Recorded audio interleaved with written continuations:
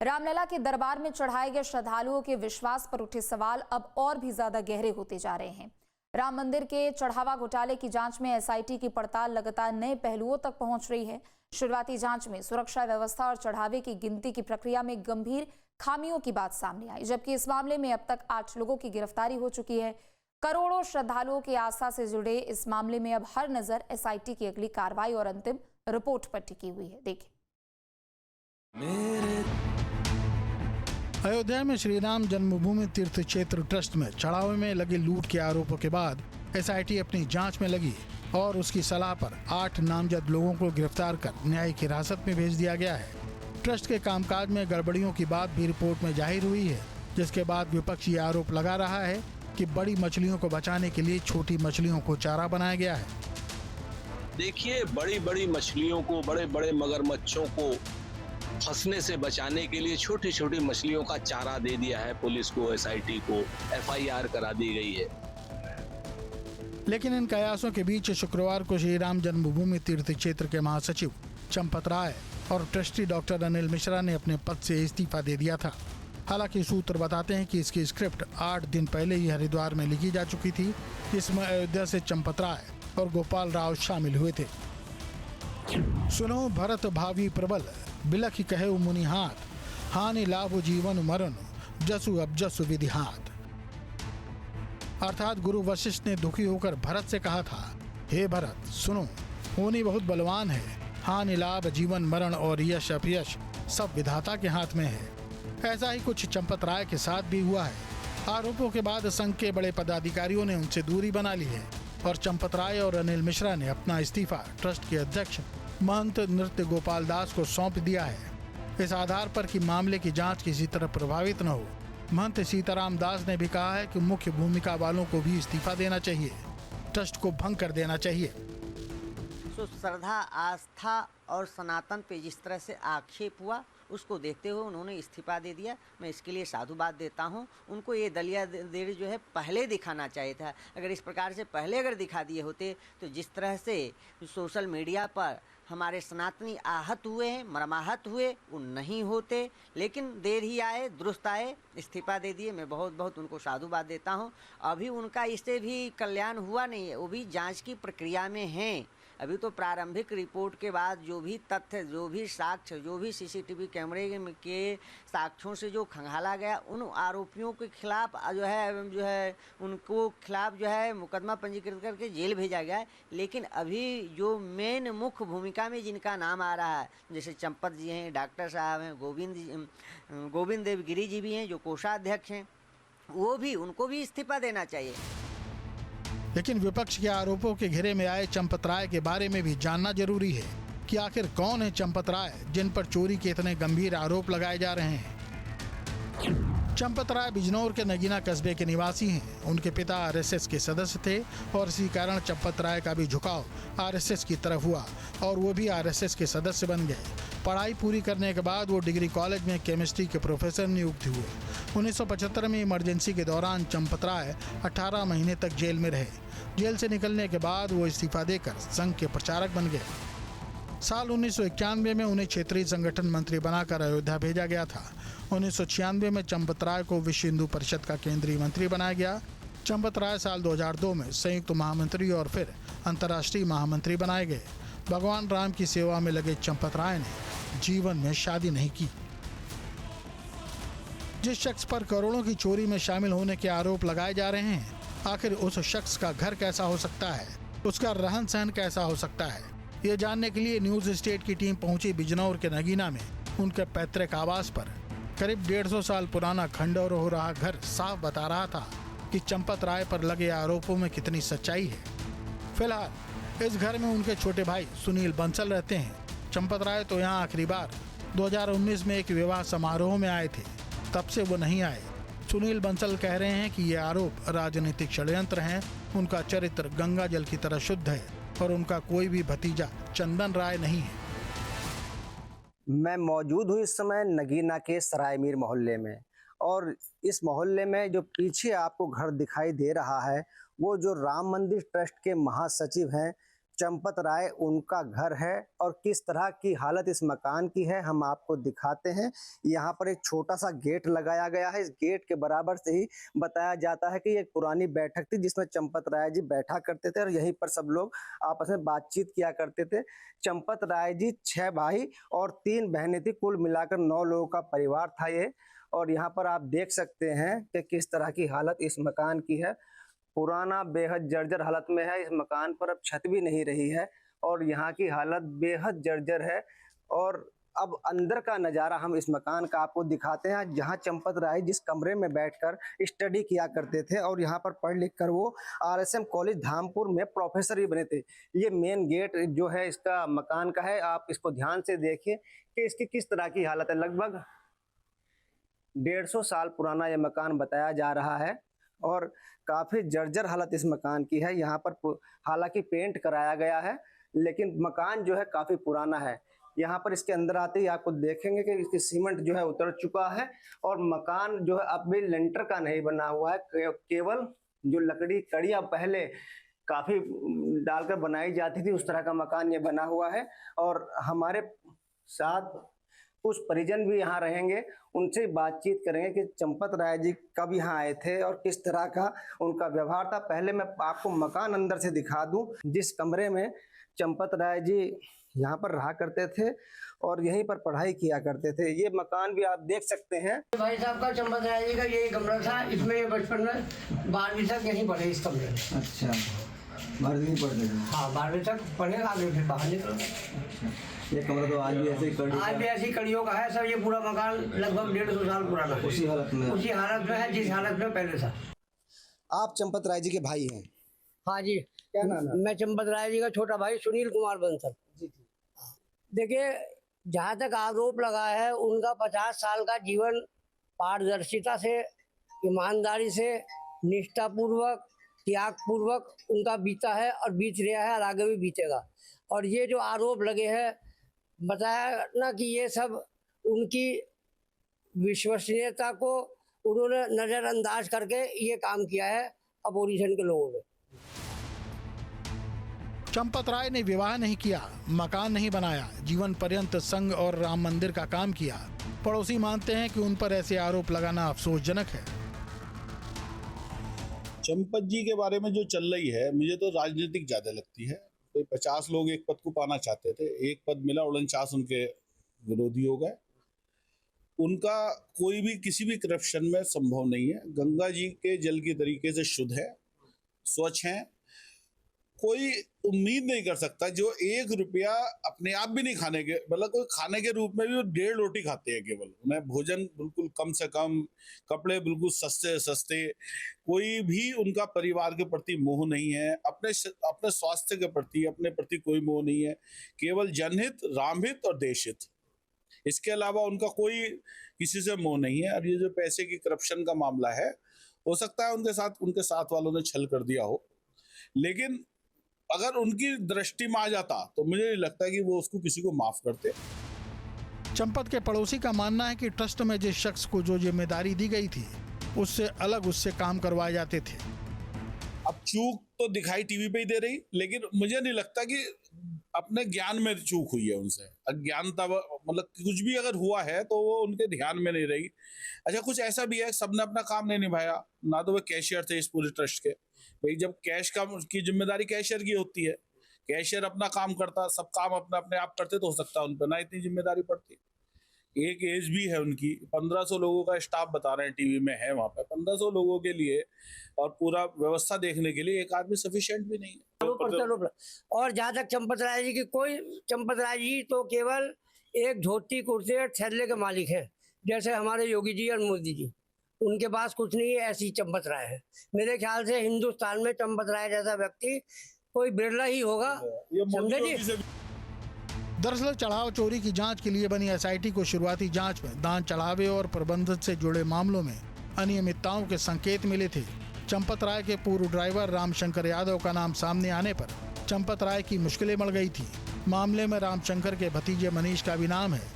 Trust का मानना था कि पद पर बने रहने से जांच की निष्पक्षता पर सवाल उठ सकते हैं, इसलिए इस्तीफा जरूरी हो गया था। ट्रस्ट में किस व्यक्ति की क्या भूमिका रहती थी, ये जाना महंत सीताराम दास से। अयोध्या दान मामले में लगातार कार्रवाई जारी है। देखा जाए तो इसमें 8 आरोपियों को अब तक गिरफ्तार किया गया है। तो वहीं एसआईटी की जांच आगे बढ़ रही है, लेकिन इसमें सियासत भी काफ़ी तेज हो गई है। इसी बीच ये खबर आ रही है कि गोपाल राव, जो कि चंपत राय के सहयोगी थे या हैं, उनको भी उनके काम से हटा दिया गया है। इस वक्त मेरे साथ अयोध्या साकेत भवन के महंत सीताराम दास जी महाराज हैं।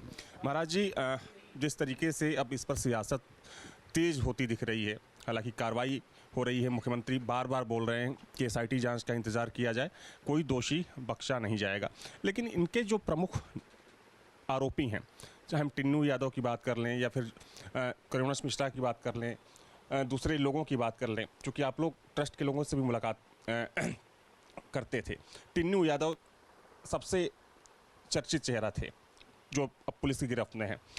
अगर इनका कामकाज, चूँकि कहा जाता है कि गिनती में ये रहते थे वहाँ पर, क्या वास्तविक कामकाज इनका क्या था जो आप जानते हैं? देखिए, जहाँ तक हम लोगों को वास्तविक कार्यक्रम जो है, इन लोगों का जो है जानकारी है कि पूरी व्यवस्था परिकल्प में रहता था व्यक्ति, और जहाँ तक कि अब काउंटिंग में रहता था या नहीं रहता था हम लोगों को पूरी जानकारी नहीं है, लेकिन व्यवस्था में लगा हुआ था, इतना मुझे जानकारी है। गोपाल राव को लेकर भी सवाल खड़े किए गए। गोपाल राव की क्या भूमिका रहती थी? गोपाल राव मंदिर संबंधित जो है विशेष जो है सारी व्यवस्था को जो है वह हैंडल करते थे। सारी व्यवस्था में उनकी हस्तक्षेप हुआ करता, चाहे वह निर्माण संबंधित हो, चाहे उत्सव समय संबंधित हो, चाहे अन्य जिस प्रकार के भी क्रियाकलाप कार्य चल रहे थे, उस सारे कार्यक्रम जो है कर्म को वो है धरातल पर जो है वह जमीनी स्तर पर काम देखने को करते थे। ट्रस्ट में तो कोई पदाधिकारी थे नहीं, वो कोई पोस्ट उनकी थी नहीं ट्रस्ट में कोई पदाधिकारी नहीं थे। जब 2021 में एक ज़मीन का मामला आया था, उसमें खरीद फरोख्त में कहीं जो है आरोप लगा था, उस आरोप के बाद जो है गोपाल राव का एंट्री हुआ था। गोपाल राव उसके बाद आए थे, उनको भी लगभग 4 साल से अधिक हो गया था मंदिर परिसर में रहते हुए, व्यवस्था देखते हुए। कर्नाटक निवासी गोपाल राव मंदिर में निर्माण सहायक हैं। सूत्रों के मुताबिक भले ही गोपाल का ट्रस्ट में कोई पद नहीं है, लेकिन वह दान राशि की गणना की प्रक्रिया से लेकर मंदिर प्रबंधन तक के मामलों में सीधे तौर पर शामिल रहते हैं। इसकी पुष्टि वीवीआईपी दर्शन करवाने की प्रक्रिया से भी की जा सकती है, जिसमें वो अपने नाम से वीवीआईपी पास जारी करते रहे हैं, जबकि ये अधिकार उनका नहीं है। वहीं मंदिर निर्माण के वक्त गोपाल राव की बड़ी जिम्मेदारी रही है। निर्माण सामग्री, खासकर पत्थरों की खरीदारी कहां से होनी है, कौन सा पत्थर आना है, आदि मामलों में उनकी अहम भूमिका बताई जाती है। जब गोपाल राव से उनके इस्तीफे के बारे में पूछा गया तो सुनिए उन्होंने क्या कहा। सर, इस्तीफे को लेकर क्या जो बातें रही थी, क्या सर कुछ बता दीजिए, इसे ही बता दीजिए, हम बाइट नहीं ले रहे हैं। अरे अभी तक इस्तीफा नहीं हुई है, बाकी तो भगवान जाने।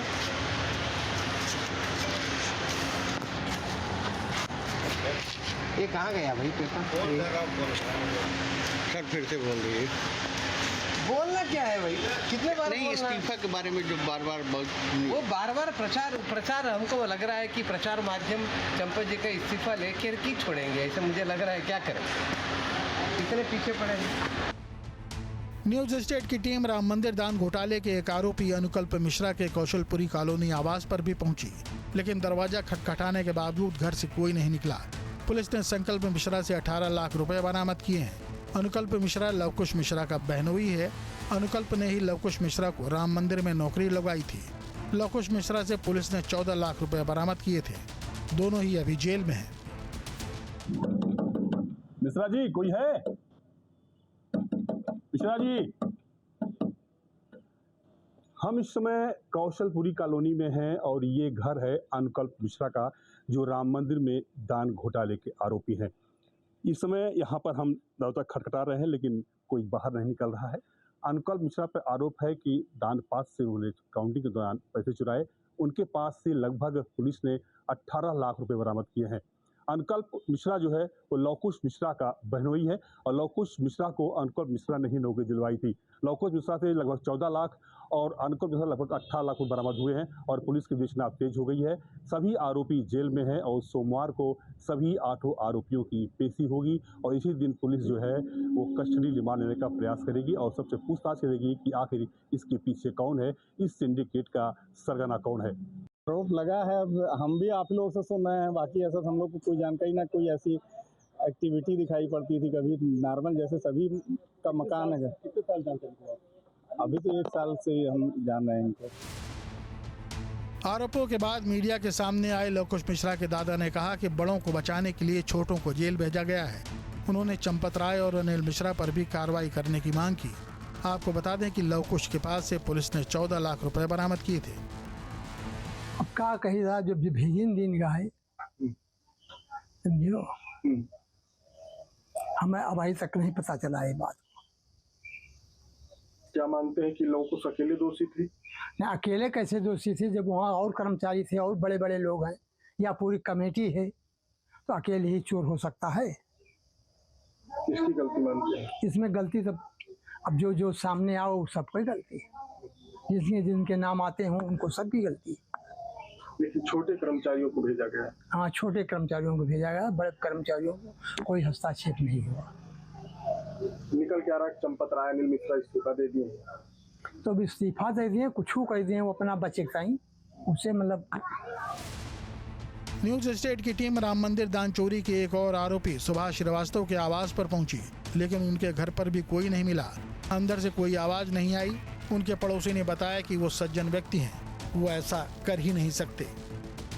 इस समय हम अयोध्या शहर के अंजनीपुरम कॉलोनी में हैं और अंजनीपुरम कॉलोनी में उनका घर है जो राम मंदिर दान गबन के आरोपी हैं सुभाष श्रीवास्तव। ये उन्हीं का मकान है, सुभाष श्रीवास्तव का। आप देख रहे हैं कि एक भगवा झंडा भी लगा हुआ है इनके घर पे, और यह रिटायर्ड बैंक कर्मचारी हैं, जिसके बाद स्टेट बैंक ने इनको गणना के लिए आउटसोर्सिंग कर्मचारी के रूप में इनको रखा गया था, और इन पर आरोप लगा कि गणना के दौरान इन्होंने राम मंदिर चढ़ावा चोरी की, और अब ये जेल में है। कुल मिला के इससे 8 आरोपी हैं। 8 आरोपियों में एक सुभाष श्रीवास्तव भी है। हालांकि सुभाष श्रीवास्तव से कोई भी रकम बरामद नहीं हुई है। आपके पड़ोसी हैं सुभाष श्रीवास्तव जी, पे आरोप है राम मंदिर में चोरी का आरोप लगे थे जेल में। कब से जानते हैं उनको? क्या आरोप सही है? कम से कम 30 साल से तो जानता है, हमारे पड़ोसी हैं, पारिवारिक संबंध है हमारा उनका। तो उनके आरोप लगा है चोरी का। देखिए, सब आरोप की सत्यता तो जांच के बाद ही पता चलेगी, लेकिन जितना मेरी जानकारी में वो इस टाइप के व्यक्ति नहीं। ये सरासर बेबुनियाद है। हमें 25 साल से हम जानते हैं, हम बिल्कुल पड़ोस में रहते हैं। ये सबके सुख दुख में काम आने वाले बहुत ही सज्जन व्यक्ति हैं। हमें ऐसा बिल्कुल भी नहीं लगता कि आरोप इनके ऊपर कहीं से भी सत्य हो सकते। ये पूर्णतया निराधार है और बहुत ही दुखद है। लेकिन जांच में जब अनियमितता की बातें सामने आई तो सबसे ज्यादा आहत साधु संत हुए, जो एसआईटी की जांच से संतुष्ट नजर आ रहे हैं। हनुमानगढ़ी के महंत का आरोप है कि राम मंदिर शुरू से ही विपक्ष को खटकता रहा है। हम उम्मीद करते हैं, पूज्य योगी आदित्यनाथ जी महाराज ने कहा था कि धैर्य बना के रखें, पूरा पश्चिम उत्तर दक्षिण को एक साथ जोड़कर हिंदू एक हुए तब राम मंदिर का निर्माण हुआ है। आज विपक्ष को खटक रहा है, इसके नाते विपक्ष राजनीति कर रहा है। 8 लोग की गिरफ्तारी हो चुकी है और मुझको लगता है कि जो लोग इसमें और भी इन्वॉल्व हैं उन सब की गिरफ्तारी होगी। इस मामले में योगी सरकार की कार्रवाई से खुश राम कचहरी मंदिर के महंत का कहना है कि योगी ने जो कहा वो करके दिखाया। निश्चित रूप से माननीय मुख्यमंत्री जी की करनी और कथनी में कोई अंतर नहीं है। जो वो कहते हैं उसको पूर्ण करने का प्रयास भी करते हैं, जिसमें एसआईटी की रिपोर्ट सौंपे जाने के बाद 8 लोगों के ऊपर एफआईआर दर्ज हुई है। उन लोगों को जेल भेजा गया है प्रारंभिक तौर पर, और आगे जांच की प्रक्रिया जैसी होगी उसके अनुसार, जैसा कि माननीय मुख्यमंत्री जी ने कहा है, कार्रवाई सबके ऊपर होगी। जो दोषी पाए जाएंगे उस दिशा में माननीय मुख्यमंत्री जी कार्य कर रहे हैं, और हम सभी लोगों को धैर्यपूर्वक एसआईटी के परिणामों को देखना चाहिए कि अभी तो प्रारंभिक जांच हुई है, आगे और जांच हुई है, 15 दिन के बाद फिर और जांच होनी है, रिपोर्ट सौंपी जानी है। तो जो तथ्य सामने आएंगे, जो दोषी होंगे, उनके खिलाफ कार्रवाई होगी। राम मंदिर से दान और गहनों की चोरी को लेकर बाबरी मस्जिद के पूर्व पक्षकार भी हैरान हैं, जो कह रहे हैं कि वो राम का सम्मान करते हैं। पूरे देश दुनिया के लोग आए, यहाँ दर्शन किए, पूजा किए, और उसके बाद में भगवान के साथ जो हुआ ये पूरे देश दुनिया में कहीं नहीं हुआ। कल हम भी जो है टीवी के माध्यम से सुन रहे थे कि भगवान के घर चोरी पूरे दुनिया में कहीं नहीं होती, कहीं नहीं हुई, कभी कोई FIR कहीं सी दुनिया में नहीं है।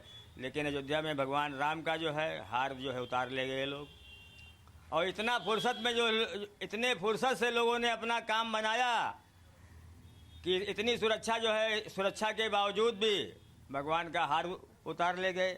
उसके बाद जो है अगर कुछ जो है वहाँ जितना भी मिला चरण पादुका तक लोग उठा ले गए। ये जो है बड़ी शर्म की बात है। इन आरोपों को लेकर सियासी दलों ने भी कोई कसर नहीं छोड़ी है। कांग्रेस प्रवक्ता हिसाब बता रहे हैं कि सिर्फ महाकुंभ के बाद से ही मंदिर में 1500 करोड़ रुपए की चोरी हो चुकी है। चंदा चोरी कोई 79 लाख का थोड़ी हुआ है, 79 लाख का थोड़ी हुआ है। चंदा चोरी तो सैकड़ों करोड़ का हुआ है। हम एक प्रमाण दे रहे हैं कि 16 करोड़ आस्थावान लोग आए थे महाकुंभ से 11 महीने में, और अगर एक आदमी ने 100 रुपए भी दिए होंगे तो 1600 करोड़ होता है।